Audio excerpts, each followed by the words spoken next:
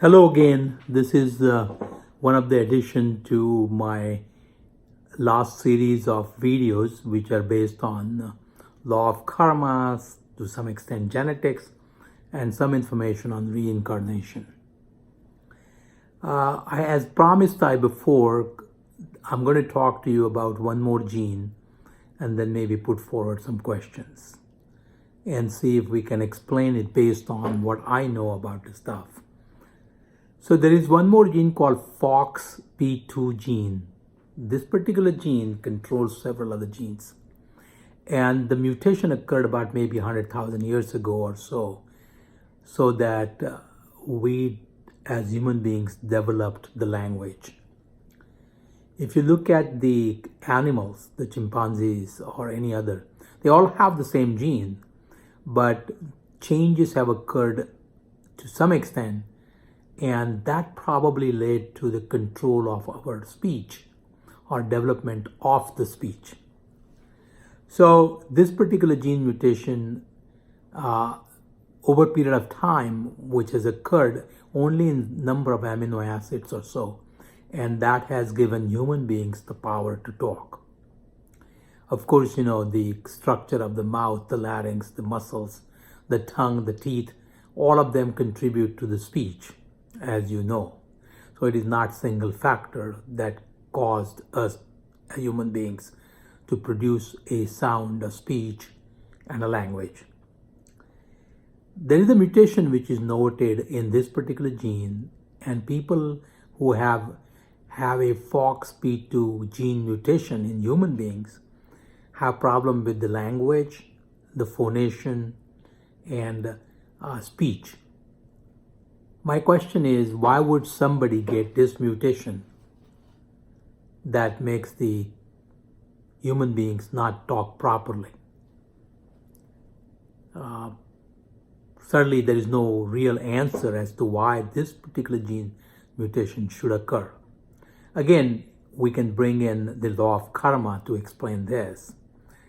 Just a sidebar story which has no relation with the present video is that some scientists have tried to put this particular gene into a mice. And what they found out was the mice were making some different sounds, but they certainly did not have the human speech. And my gut feeling is that speech is not only because of genes, but also because of several other factors, including development of the oral cavity, the tongue, the teeth, and of course the brain, and maybe even beyond that, the conscience. So just because the gene mutation occurs, people lost the language, reason we don't know.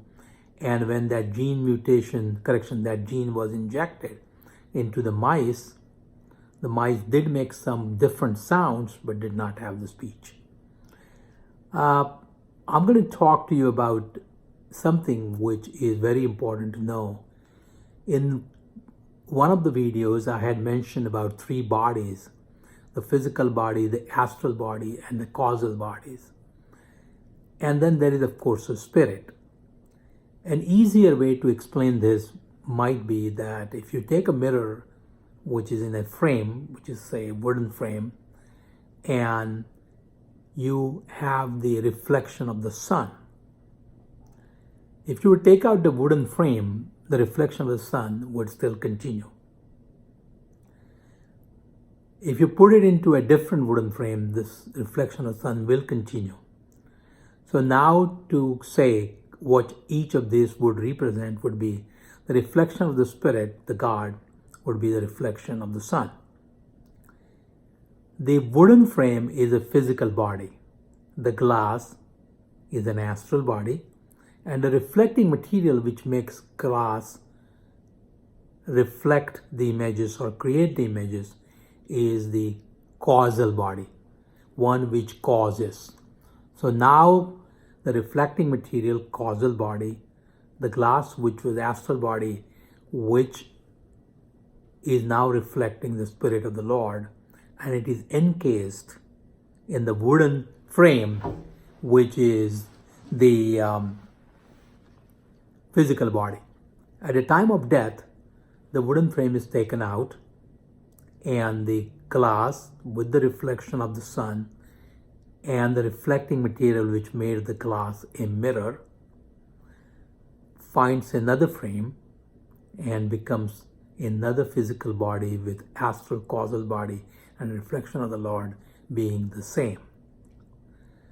The mechanism by which the karmic effects, the dead, come into existence is related to the genes. So, if my desire is to be a football player or my desire is to be a basketball player, I couldn't be born in the family where the parents are midgets. Or I couldn't be born in a family where everybody is underweight. So, as a soul or the causal astral body with reflection of the spirit tries to look for an appropriate physical body, is going to try to find out where his desires would be fulfilled and he would get the physical ability to pursue his desires. Now remember what I said before, you do not have one-to-one effect. Let's say I have a small toy. You've seen the toys that are brought in by the kids and there's a string attached to it and they pull them. The string is pulled in one direction and then the toy will go in one direction. So if somebody thinks that the effect of my desire to be a basketball player or a football player or a musician is all indirectly related to one force, that is not correct.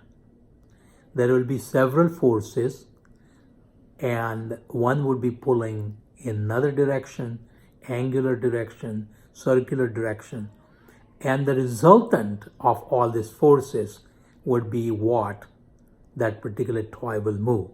So let's say you put 4 strings to the toy. The resultant movement of the toy would be determined by maximum force of the pull. It will not be in one direction, but it may go in an angular way simply because the 2 forces are pulling and they are equal or they are in a different direction. This is very important to understand. To add to that, to add to this particular force of pull or the karmic effect that comes in existence, which determines the direction that our present life is going to go, is another factor. This factor is a free will. So the karmic effect may want me to be a basketball player, but if I want to pursue IT because of some other force, or if I want to pursue being a physician, that will alter my outcome. We currently have somebody playing a basketball from university who apparently wants to be an IT guy and he has 4.0 average because he wants to pursue not basketball, but he's a great basketball player as well. So I think the forces act in different direction and that determines the direction of our life that is going on. But in addition to that, we have a free will that also added to our existence and our efforts, and then we can change because that's an added force or the direction that's going to happen. So remember, the karmic effect from last lives, the karmic effect from this life, and the free will that I have or God has given it to me, these all together will determine my force or my direction to which I'm going to go.